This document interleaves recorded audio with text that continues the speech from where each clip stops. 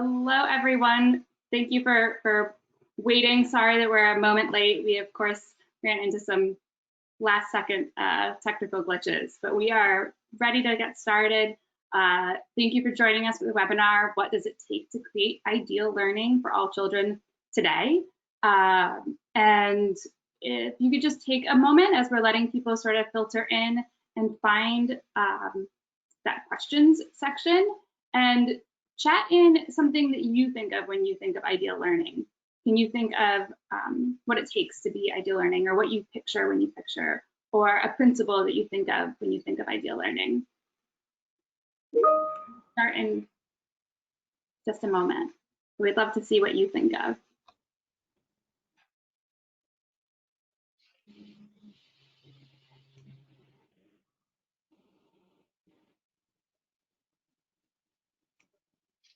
While you're typing in something you think of for ideal learning, I'll go through some of our background information. I'm going to ask, can I repeat the question? I said, if anyone can chat in what they think of, what comes to mind when you think of ideal learning, what you might be looking for if you were closing your eyes and imagining ideal learning, what you would maybe see. And so I'm seeing things like active engagement, all learning styles, meeting the needs of all students, student engagement, developmentally appropriate practice. A lot of people have said warmth, safety, student focus, positive interactions, love that. Good smooth transitions, differentiation, wonderful. Now that we can all picture it, now we just have to achieve it, right? Okay, so a little bit of information before we start. Many of you might not be able to stay for the whole thing or might miss pieces. That's okay. We're recording. You will all receive a link to the recording via email tomorrow. And in that email will also be a link. The page will have a certificate of attendance and any resources or handouts or anything that's mentioned. And so don't feel like you have to take notes or take screenshots. Anything that we mention or recommend, we'll share out in that email tomorrow. And if you haven't found it yet, look for that Q&A box. I see so many wonderful examples of ideal learning coming in, but we'll also keep an eye on that for any questions you might have. And so if you have a question for the organizers or for the panelists, go ahead and chat it in there, and we'll keep an eye on that as well. All right, moving right along. Many of you, I'm sure, already know about TeachStone, but real briefly, if you're newer and joined us because of one of these wonderful groups that have joined us today, we are an education company located in Charlottesville, Virginia, and work with educators really around the globe and throughout the United States. And our mission is helping every child reach their full potential by measuring the interactions that matter most. And this is a fun photo of one of our filming trips. It's being very interested in the camera afterward. And what we're really looking at and talking about today, TeachStones Focus is on interactions and how high quality interactions really are what makes an impact in a classroom. And we know that that's much more challenging today, and that those interactions might look a lot different. They might be over a camera like this, like you see on the far right there. They might be more helping parents facilitate those high quality interactions, like the photo we have in the middle.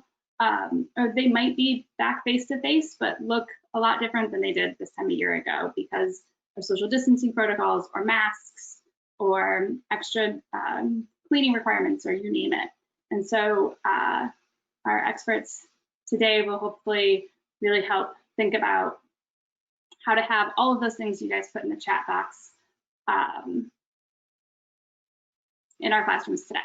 So I will kick it off to the experts. We have Bridget Hamry, who is our CEO and the co-founder of Class and TeachStone, who will be facilitating the conversation and moderating. And Michelle, I'll let you take it away. Wonderful, Liz. Thank you, and it's great to see everyone. Even though I know I can't see you, I can always feel the presence as people sort of respond in the question box. I first have to just give the caveat that, like many of you, I'm a mom of children who are at home, 6-year-old twins and a 13-year-old. I do not think they will come in, but if they do, my apologies. It is the real life of so many of us today. It is just a real honor and pleasure. I love nothing more than getting to hear from others about what they're doing right now in this space. I think we're all aware of, even for those of us who have a shared vision around what good teaching and good experiences in classrooms look like, the how of doing that right now for all of our children is just an incredible challenge. And I'm just really honored to be able to speak with these experts to have them tell us on the ground what's working, what are the challenges as we work to solve this together today and as we move forward. So I want to give everyone an opportunity first just to introduce themselves briefly, and then we'll get them to describe a little bit more about their programs. But Alejandra, I know you recently sort of took over the helm at HighScope. I'd love for you just to briefly introduce yourself to the group. Oops, I think you're muted, Alejandra.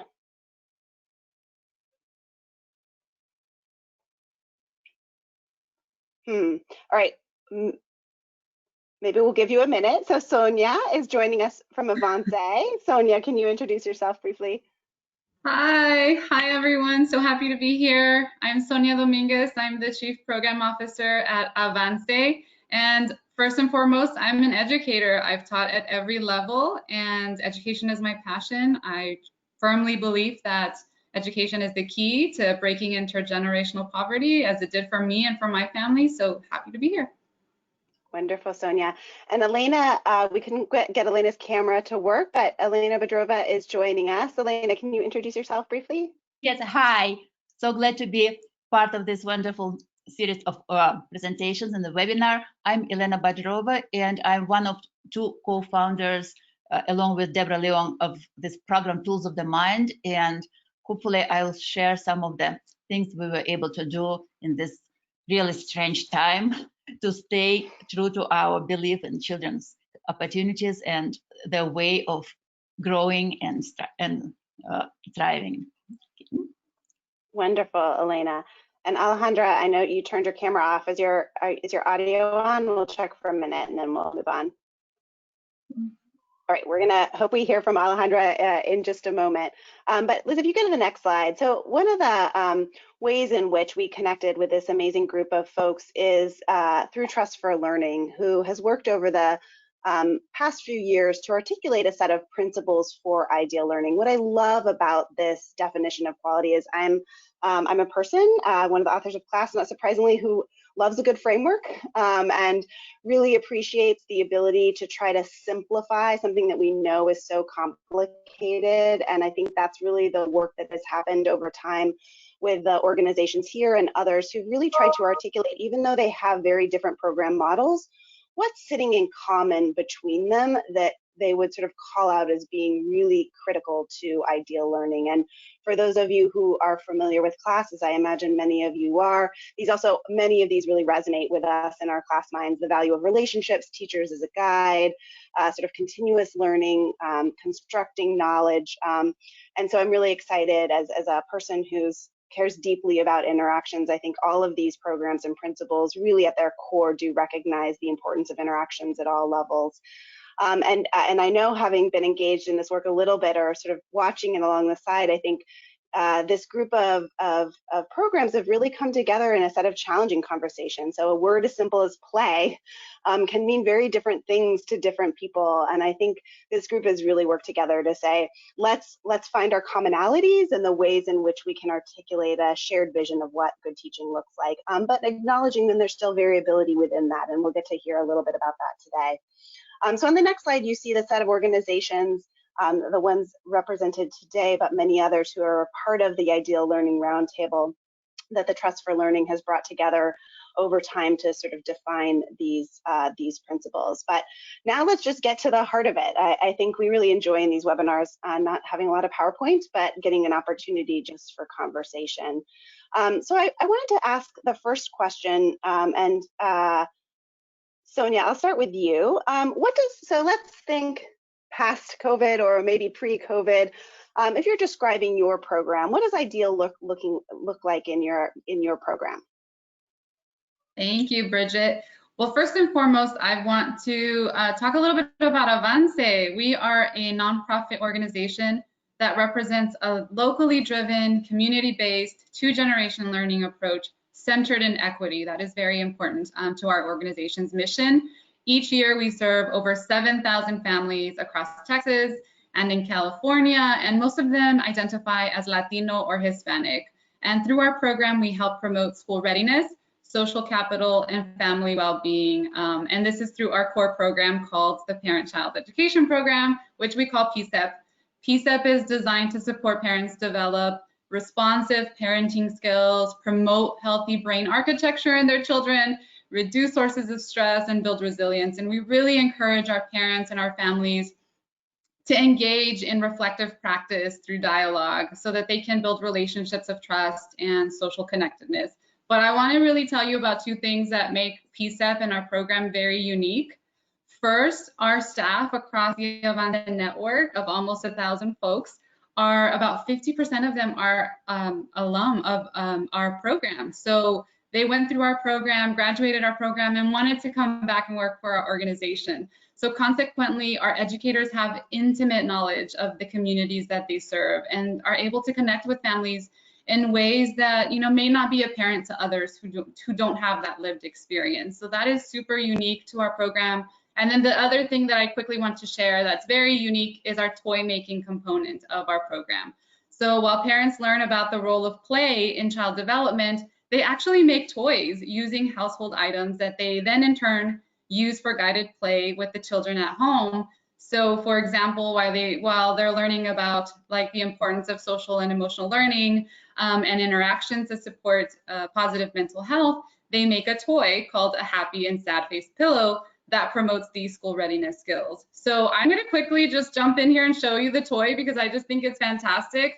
And it's homemade. One of our moms made it, one of our Dallas moms, and you can see the happy side and the sad side. And this is one of the toys, hand sewn, that our moms make. And you can also see that it's reflective of our culture, our unique culture, and our family's traditions. So the toys not only are, aligned to school readiness skills that they're promoting at home, our children are provided with high quality education, early learning experiences as well. So finally, Avance, we're intentional about connecting play with brain development. So parents see play as an essential element in young children's learning. That's wonderful, Sonia. And I have a quick follow-up question for you because I think many of us, as you talked about that, have the answer to this question in our minds, but I would love to hear you say it. What's the intention behind the empowering parents to make toys at home? And what do you see the benefits beyond just them having those toys? What are you really looking for as you do that work with them? So they just learn so many skills, not just sewing, but they really they get to learn about what these toys can do for their children at home, how these toys can support play, how they can support play and brain building at the same time. But they make these toys alongside their peers. So there's this social capital piece that's so important. They get to make friends, they get to socialize with other people. They may, for a lot of our parents, this may be the first time that they make friends. They may be new to the US and maybe don't speak the language. And so these are opportunities to converse with other people that are like them and at the same time learn how to support their children at home. Wonderful. So Elena, I'm actually going to turn to you because I know quite a bit about tools of the mind. And actually, as Sonia was talking about making toys, it resonated with me because I know I've seen groups of teachers working together to sort of create their materials. So you may not want to talk about that element, but it did remind me of a commonality. So Elena, tell us a little bit about tools of the mind and what makes tools of the mind unique. Well, Tools of the Mind is a combination of early childhood curriculum and professional development program for all educators that work with little kids. And unique features of our program are such as tools based on philosophy and pedagogical ideas of Lev Vygotsky, and consequently we pay a lot of attention to relationship and interactions that children engage in, because according to Vygotsky, it not only affects their emotional and social well-being, but actually the architecture of their brain. So the way they interact actually builds their cognitive and social, emotional, and language capacities. And another idea that we really focus on, also coming from the Vygotskian approach, is that play is the leading activity for preschool and kindergarten age children. And if children don't reach the stage of highly developed or mature play, then actually it deprives them of many benefits that play would give them otherwise. That's why we give teachers tools how to support children's play. And because of COVID situation, we came to the point when we have to give those tools to parents as well, so that parents and teachers will support play, giving the repertoire of tools that we can give them. And hopefully I'll have an opportunity to show you a couple of little videos showing how we do that. And this emphasis on play resonates with principles of ideal learning the most, I think. That's wonderful, and I look forward to hearing more about, again, as a mom of 6-year-old twins who could probably use a little play these days. I'm excited to hear what you all have to say about that.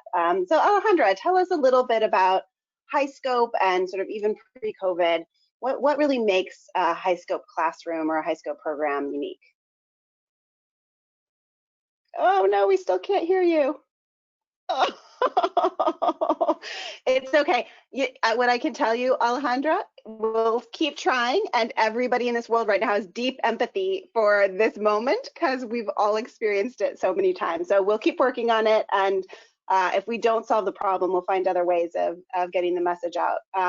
So let's then move straight into COVID time. So in fact, and Elena, I'm not sure if we got your videos ahead of time, so we may not have those, but I know we have some from Avance. So Liz, do you want to just show a few videos?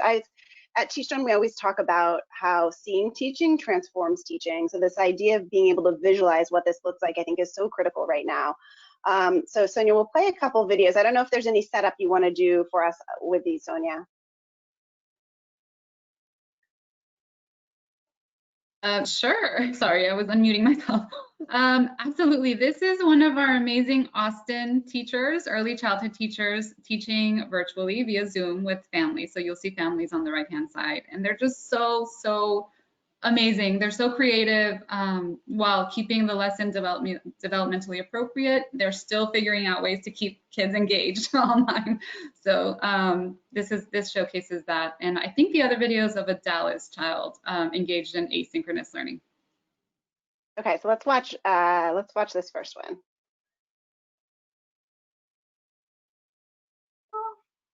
Saludar a mi maestra. Hola, Juliana. Hola, Teresa. Hola, Juliana. Trabajo. Esta canción, Teresa. A mí me encanta la escuela. Qué bien, Teresa. Bueno, Teresa, vamos a hacer algo. Vamos a despedirnos de estos niños. Feliz Juliana. Y la información importante para niños, podemos levantar nuestras manos y decirle bye, Teresa. Bye, Teresa. Bye, Teresa. Un gusto tenerlos aquí.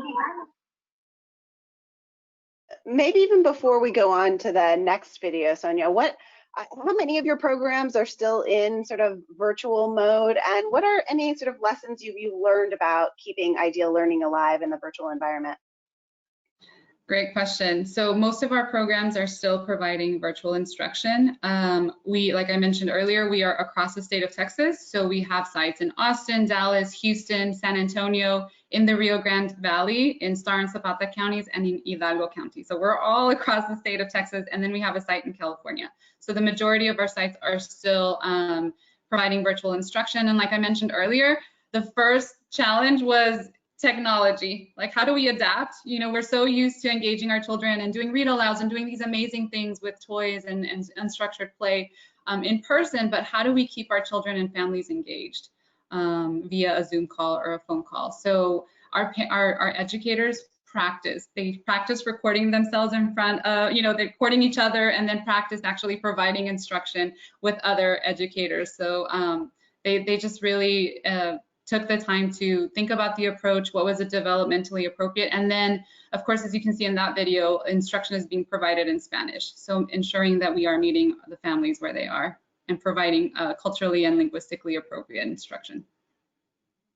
I love it, and I appreciate in particular, you know, many of the conversations we've had are what's the same and what's different, right? So what you see is many examples of positive interactions here that you could imagine happening in a classroom, but they're happening in the setting. But then some things are different. So I wonder if you've had any thoughts or conversations about parents suddenly being in the classroom. We saw the little boy sitting on either his mom or grandma's lap.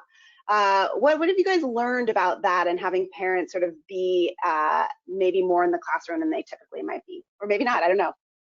Yeah, it's funny that you asked that because that's actually our strength. Our parents are very engaged. So it's not, you know, atypical that you'll see families there with their children. Because of our parenting program, those relationships have been built over time. So our educators are very connected to those communities. They are from those communities. So that trust is there. So even though parents struggled at first with tech literacy and maybe even connecting via a Zoom call, our educators walked them step by step to ensure that they knew how to connect, that they weren't afraid either, you know, that we're all learning. So I think our educators were really great about talking to parents about, this is the first time I'm using this technology as well, so it's okay if it doesn't work. So just, you know, making sure that they supported them along the way. And I think you can see there, it's reflected in that video that not only is the child engaged, but the mom seems to be really engaged with his child as well.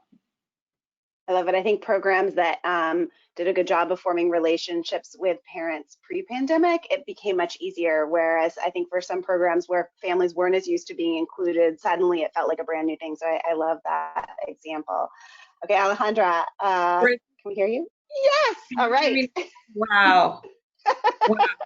But I guess also a great example of some of the stress that both our teachers, our parents, anyone who has you know, if you have bad internet connection because it rained, and just it highlights, I believe, what a lot of what's going on currently with COVID and teachers really having to adapt.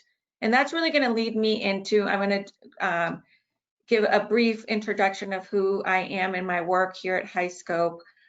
This is my third week as president of HighScope.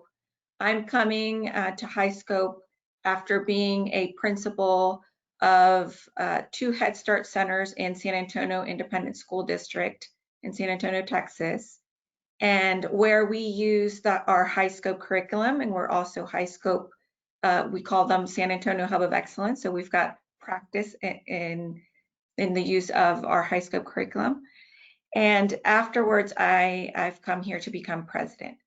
So I want to highlight really about HighScope is that we have 4 branches. Our branches are, we offer our curriculum, and our curriculum is actually backed up with research. And we hold the longest longitudinal study, the Perry Preschool study, that really highlights the importance of high quality early childhood education and really the benefits to society. And anytime that we invest $1, we actually have return upon investment $9 back to society when we have high quality early childhood programs. So we have the research. We also provide professional development. Because you can't just have curriculum without developing our human capital. We call our human capital our teachers, our wonderful teachers, because a lot of times, and as an administrator, I've had opportunities when teachers are just given a box with curriculum and that's it, and they're gone. And really, we need to make sure that we're developing together. And lastly, we have our practice, like I had mentioned, our San Antonio Hub of Excellence allows us to give us an opportunity to put our curriculum in practice and to really see how it works. So that's about, this is about what we do here at HighScope. And I want to make sure I'm not going off my question. And so Bridget. No, you're fine. That was lovely. And actually, why don't you just keep flowing into, so you gave us a good sense of what HighScope looks like typically. And I love that you so recently come from the program perspective too, because I know your heart and soul is with all of your sort of partners out in the field. So what is an example of some of the ways that you've adapted? Well, and I'm going to speak to our San Antonio Hub of Excellence, which we had to quickly in March make a change of direction when we closed down our schools. But the most important thing on our end as an administrator was to support our teachers. I hear an echo, and I'm wondering, is that me? We hear it too, but it's not too bad. So I think it's if you can. Okay. I don't want to make sure. I want to make sure it doesn't bother anyone. So we had to shift our practice quickly. But once again, the message had to be, how do we support our teachers? Because this was shocking for them.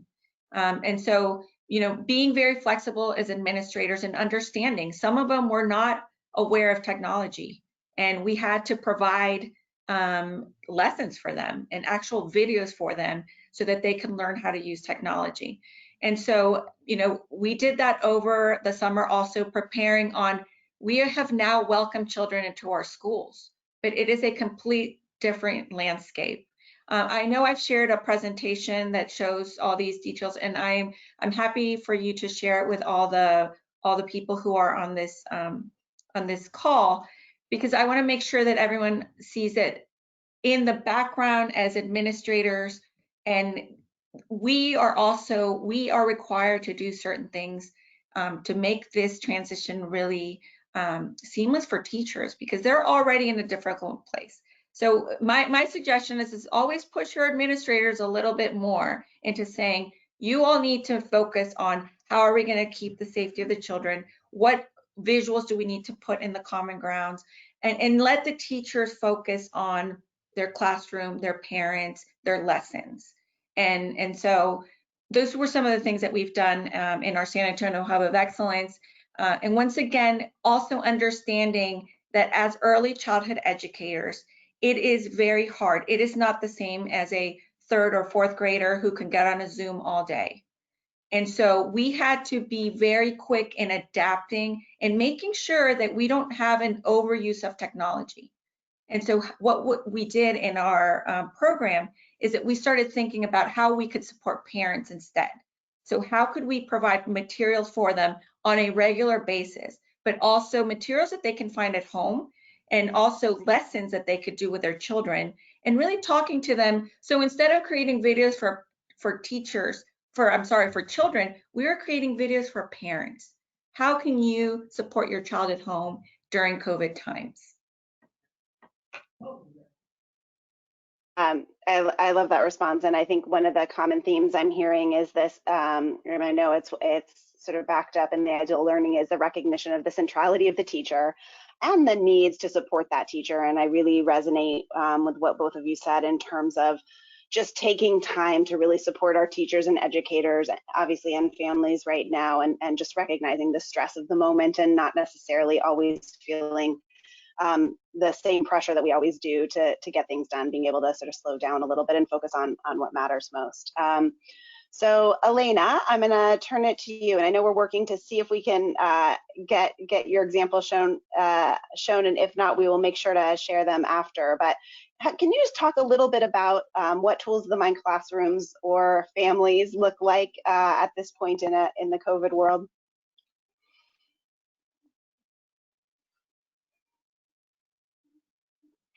Elena, we can't hear you. You might be muted.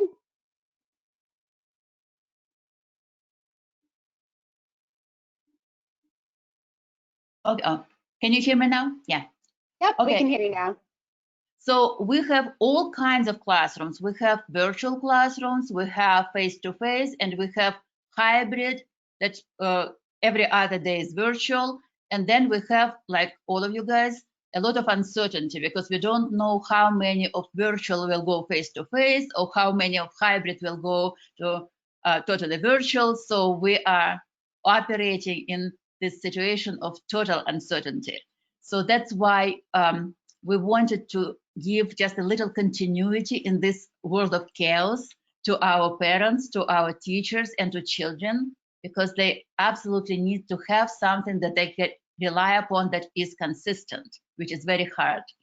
So what we did is we wanted to keep our sequence of play themes or our sequence of books the same that we always have in classrooms, given that the children will be doing something at home and then coming back to classroom doing the next thing, so they will have the same continuity that they would have in our curriculum.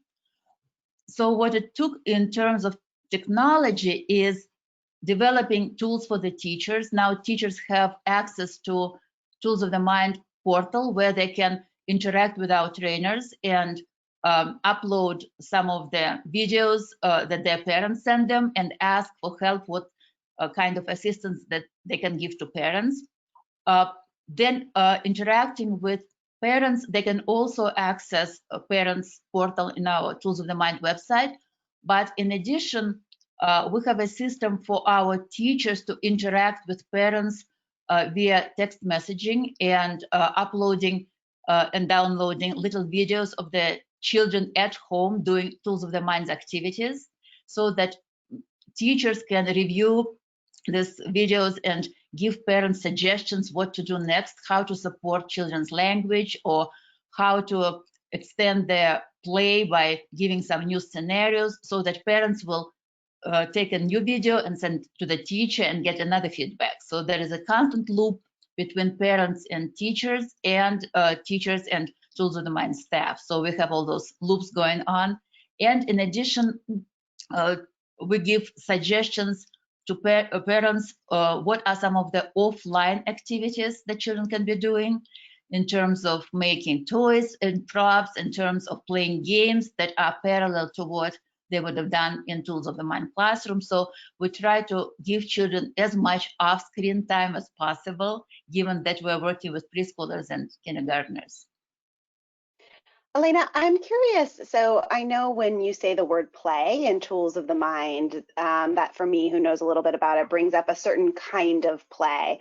And I think that would be true for all of you, right? So the idea is not just that we're encouraging play, but that we're really encouraging adults to facilitate play in a particular way that supports outcomes. So can you talk a little bit about how you've sort of stretched yourselves to think about supporting families around the how of how you play, and maybe I imagine also means some sacrifices, right? Making things, you know, not trying to make things overly complicated, but really getting down to the core of what matters most.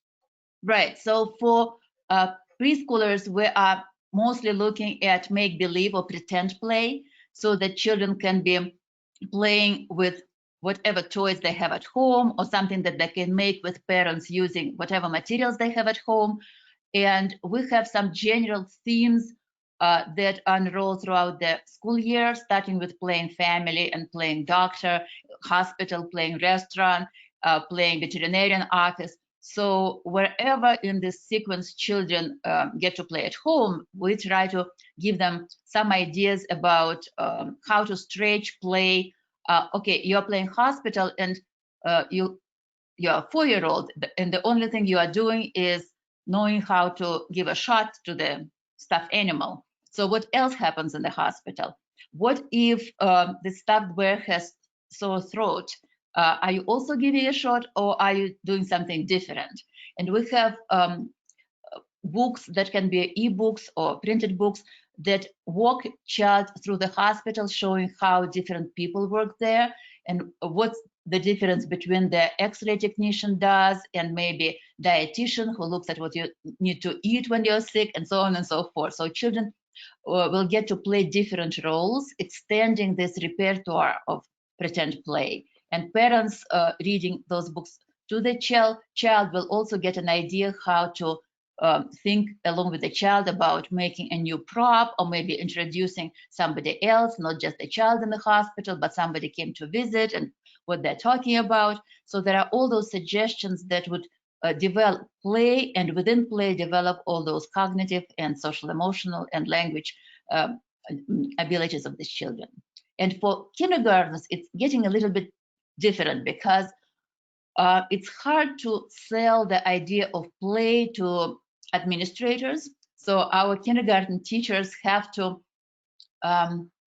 get a little clever and talk about dramatization. So children do book-related play, literacy-related play. So they study the books and they study fiction books and corresponding non-fiction books describing the times and places that appear in those fiction books. We use Magic Tree House series. So children listen to the story that teacher reads them or that we have recorded for them. And they act out scenarios that appear in those books. So we talk about dramatization as the way to develop text comprehension for kindergarten children. So in virtual scenario, we have children playing those games, those scenarios at home with their siblings and their parents. So if you get to see this, hopefully, you will see they're acting out one scene from Magic Tree House book when Jack and Annie are running away from the animals in savannah. So parents help children make their own masks, and they're playing different animals and the characters of the story running away and hiding and so on. I love that example, and I think it resonates so much. The opportunity that we have now in education to do a better job at engaging families.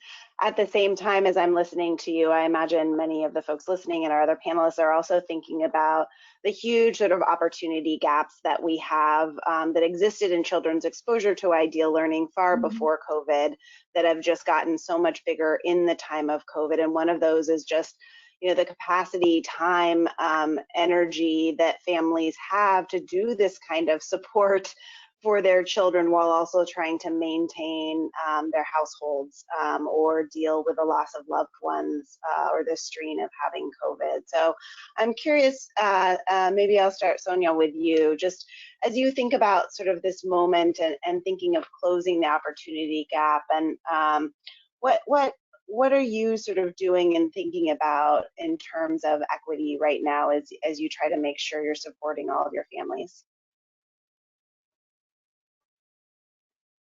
That's a really, really great question. And as I mentioned earlier, Avance's mission is all about breaking intergenerational poverty of families that we serve. So as you mentioned earlier, the pandemic has exposed these inequities in our education system. And they have, the pandemic has disproportionately impacted our Avance families and the communities that we serve. And we see this because the first thing we did was connect with them to ask them about their basic needs, how they're doing, how can we help? And they, unfortunately, their first priority was not, how do I implement this curriculum? It was, I don't have food, there's food insecurity, I don't have a job, I don't have childcare, affordable childcare. So all of the, we surveyed our parents, we asked them, how can we help? A large part of our service area in rural Texas doesn't have access to broadband. And so us providing tablets or any kind of device is not helpful because there aren't towers in the areas to support that. So we really had to be creative about how we were going to continue to engage with our families. And so, we use this app called WhatsApp. Most of our families talk to their families internationally, and so they're familiar with WhatsApp. Our parent educators and our early childhood educators, use it to connect with families. That was kind of our main priority, was let's assess their needs, ask how they're feeling, provide virtual home visits before we start programming.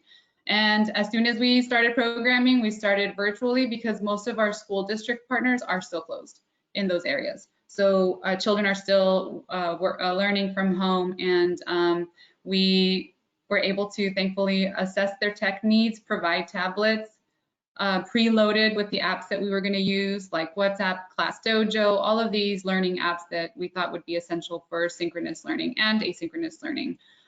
So our educators met with our families to determine the time of the day and time during the week that was appropriate for them. Again, Many of our families work during the day, so sometimes it's the older brother or the older sister who's sitting there with the child and having to learn how to use the apps and the different digital platforms. And of course, supporting our parents with digital fluency and how to actually access the apps. So a lot, we a lot. had to pivot quickly. Yeah, well, and it's amazing to see. Yeah, but it's amazing to see then, you know, as you work to solve those basic needs and technology needs, then you are able to move into the education space also. And so constantly sort of thinking about all of those together. Alejandra, what's your experience either in San Antonio or thinking about HighScope more nationally? Yes, and thinking it's really, and bringing back to what we were talking about parents and also using our wheel of learning that we use in HighScope, where we focus on, of course, play being a very important piece of developing our children. And I think that's the piece that we really, you know, we would say that Einstein always said, this was an Einstein quote, that play is the highest form of research. And so it's really changing that mindset, even with parents saying it's great if you're playing. And part of, you know, even at home, if you're able to, you know, find the learning environment, create a small learning environment at home. So we would call it a HighScope household, and having materials and understanding that materials don't necessarily have to be things that you have to go out and play and buy, I'm sorry. But those are things that you might find at home or things that you might find as you go out and take a walk. So, you know, focusing on our learning environment, focusing on daily routines that parents can have, small daily routines that they can have with their children at home, giving them the opportunity to plan, do, review, which is a very important pillar of our curriculum, so that everything that they do, you first plan, I'm going to go do, you know, play with this item, I'm going to do this, and then you come back and you talk about what you did with your children. And even if it's 15, 20 minutes, this is really promoting active learning with the child and adult interaction. So another important piece of our curriculum is the adult interaction, authentic interactions. And so, you know, parents probably feel stressed that they have to be doing this all day. And what we're saying, no, if you sit down for 15, 20 minutes with your child to have a productive interaction with them, you are really supporting your child at home. And once again, to what Sonia mentioned, I think it's very important. Teachers have done this, surveying parents to see what do they need at home? How can we support them more? You know, offering these materials that it's not necessarily only a technology and tablet, because that won't always solve the problem. At times that might even be more detrimental to the children right now. But can we offer them materials on an ongoing basis? Can we offer, and teachers are offering, for example, lessons so parents can do at home? These are things that, more than anything, if I find something positive about COVID, is the opportunity for us to really understand that families and schools have to work together. And when we work together, we're all educators of our children. And I think it's really brought the two groups together, and that's something that I found that has been very positive within COVID. I agree, and I think it'll be interesting to see the organizations who are able to carry that forward as we come out of the pandemic. So I always like to make sure we end on something very practical, because we can get somewhat sort of esoteric, although you guys have been very practical in your comments so far. But what is you know, especially so at TeachStone, we really focus on student-teacher interaction. So what advice would you have for teachers working right now around how they're teaching and interacting with kids? And Sonia, maybe I'll start with you. Well, first of all, thank you to the teachers out there listening to us. As a former teacher, I know how difficult it is, and I cannot imagine having to teach in this new way. So thank you, we appreciate you. Practical feedback. What I learned as a teacher was, especially given the virtual learning situation, is provide targeted feedback, something you can do tomorrow. Provide targeted feedback to your families, whether it's through to your families, to your parents, or to the child themselves. It can be about a learning objective that you're focused on, or it can be about digital literacy, you know, knowing how to navigate and use an app. But I think that feedback is important to keeping our students engaged. I love it. Elena, what's your sort of core advice to teachers right now? Don't be afraid to ask for help. Mm. And it's not a sign of weakness. We are all not perfect. We are learning new things every day, and don't be afraid to redo something because you did something and the child didn't get it or the parent didn't get. That's okay. Don't be afraid of making mistakes and asking for help. I love that answer. Good life advice in general. Alejandra, what about for you? I really love that answer as well, and I think being okay with doing a lot of co-teaching and finding strengths within your colleagues and really opening up. If there is a teacher who's really great at technology and creating videos, share those videos with each other and ask your administrators for that opportunity to collaborate. Since I just stepped out of being an administrator, I can say those things that you all can push their buttons, push our buttons. It's very important. And really, once again, I'm going to bring teachers really to the center of the conversation because they are out in the trenches a lot of times. They are really carrying all the stress, basically. And so as administrators, we should be informed about COVID practices, how to keep you safe. You all need to hold them accountable to be informed, to make sure that they're reading up on science, to make sure that they're bringing the best things to protect you and your children in the classrooms. So that's one thing that you all can do. Always come with a concern to your administrators, but give them suggestions. So make sure you come to them and tell them, you know, we need to collaborate. How can you help us do this together so that you do not feel the stress that of course you're feeling as you are preparing. We're seeing teachers who are preparing a lesson for their children who are coming in person, and they also have to prepare a lesson for the children who are at home. That is a lot on our teachers. It is huge. I appreciate that so much. And if I'm just going to take the moment to add one more, which is, you know, class can seem complicated, right? We have these 10 dimensions and multiple indicators, but at the core of it all is relationships.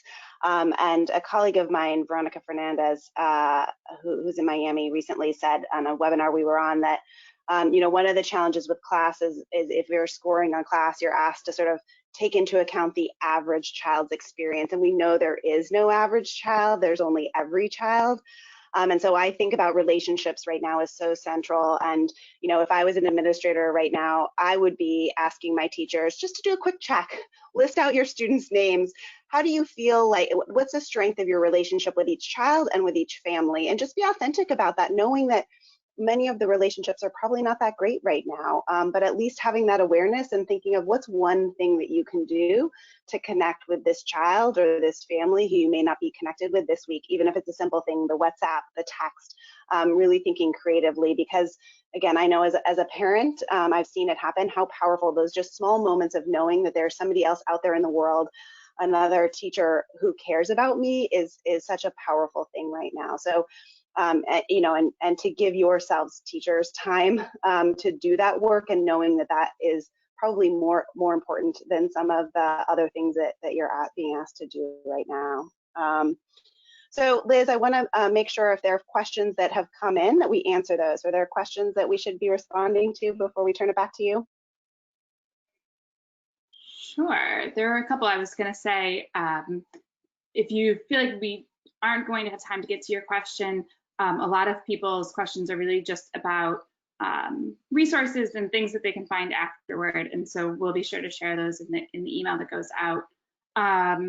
Let's see. There was one of, do you have suggestions for how to maintain developmentally appropriate play while social distancing? We're not able to have the students share materials, and she's in an early childhood inclusive classroom and finding it really hard to say, sorry, you can't share that toy, or you have to stay in your sort of designated space. Any? Great. Yeah, anyone want to take that one on? Well, just one idea, and again, it depends on the age of the children, but you can also have little toys figurines the child can manipulate with and change the voices. So not necessarily acting with another child, but rather having play with some toys that represent other people. So we call it director's play, when a child acts like a movie director and the whole cast at the same time. I love that idea. Alejandra or Sonia, any things that have worked? I would suggest a lot of outdoor play, and that reduces, it gives the children more opportunity to run and more distancing from themselves. And using play as a way to have different ways to keep, from being so close to each other. There's games that they can decide on as a class what games that we're going to do to keep in our area. And also for the teacher who asked about the material, maybe having different baskets of material that you pull out. And when you see a child that's playing too much with it, then you put that basket away and you bring another basket with the same sort of material so that you have exchange of material throughout the day. I love that idea. Sonia, any other wisdom here for socially distanced classrooms? I know you guys are mostly virtual, so. Yeah, we're mostly virtual, but that's our plan when we reopen, is to provide different cubbies so that they can easily be put away. So that's great. But remember that we have toys that our parents make out of household items, and so we encourage play at home and interactions between the parent and the child. So and of course play that toys that encourage free play. Absolutely. All right, well, Liz, if you want to sort of close us out, it's been such an honor to get to spend a little bit of time. And as always, I feel like I could spend so much more time talking with all of you today. We did want to make sure this amazing organization, Trust for Learning, I follow everything that they do. They've just brought together the very best in thinking. I think when I was listening to you all talk earlier, I think you really bring child development to life in the work that you do. So it's not just sort of sitting in textbooks and in teacher education courses, but bringing it into the everyday of children's experiences in classrooms. And so the Trust for Learning folks have a wonderful website, Ideal Learning, with many more sort of resources to understand what ideal learning looks like always and in this moment. And we'll make sure to share the video examples that Elena has as well when we send this out. And I'm gonna just to say thank you and then turn it back over to Liz to close us out today. Yeah, thank you, everyone. So lots of questions that did come in about videos and resources. We will put those on the landing page tomorrow, and so be on the lookout for that email. It'll have the recording and on all of those as well, and copies of the slides, and so you can check out these links as well. Before you leave, I want to just say a few things. If you want to sort of continue this conversation, I highly recommend our class learning community. It's been really active lately with people sharing what's working for them, what's not working for them, what questions they have. And so some of you whose questions were answered, I saw one about how long are teachers on virtually with children and families, questions about how people are using materials, what materials needed to be put away, what not. And there's been lots of conversations like that with people sharing their actual schedule for the day and what parts are synchronous and what parts aren't. And so I think it's a great place to just learn from each other because this is new for everybody. And our class learning community. Liz, I was just going to say, if people aren't a part of the class learning community, how do they become a part of that? Yeah, it's free for anyone to join, and there will be a link in that email I send, or in the page that's sent out tomorrow. There's a simple form. You fill out your name and email address, and anyone is welcome to join us. Wonderful. And we do have a couple new trainings and solutions. If you are feeling like your program really needs some more support with some of this, we have a live half-day virtual training for supporting interactions in both socially distanced and virtual classrooms. And we're also now offering on-demand video coaching if you don't have the in-house coaching that you need. We can help with that as well.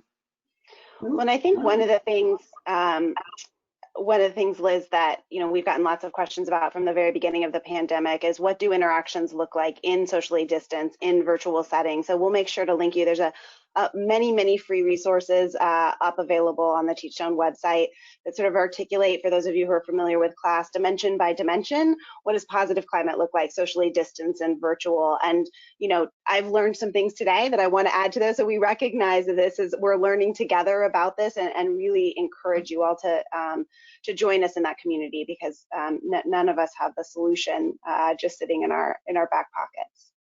For sure. And that same link Bridget just mentioned, a couple of you asked specifically about class observations and what they look like both virtually and in person. And so that same page also has guidance on all of those for class observers.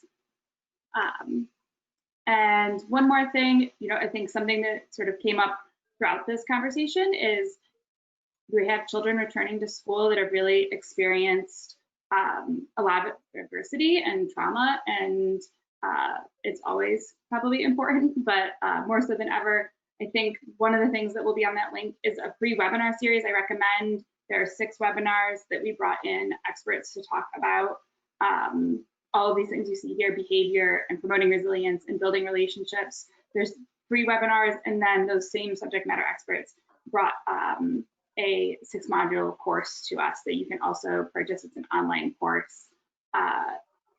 And I can't say enough, this is another little thanks to HighScope. Ioma Ruka, who's works closely with HighScope, does the How to Be an Anti-Biased Trauma-Informed Educator. It's so powerful listening to her talk about sort of using this moment.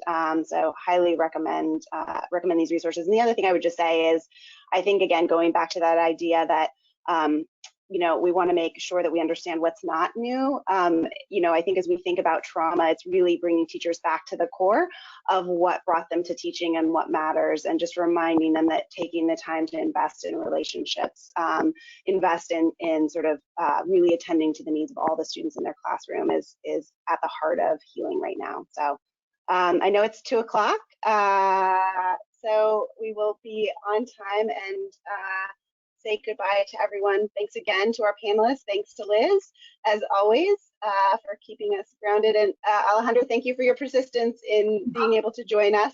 So sorry, but I promise the next time it's going to be seamless, because I'll get adjusted to the internet. Thank you. Thank you for inviting me. It's good modeling it. And thanks, Elena. Even though we couldn't see you, we can feel you with us. So have a good afternoon, everyone. Bye-bye. Bye.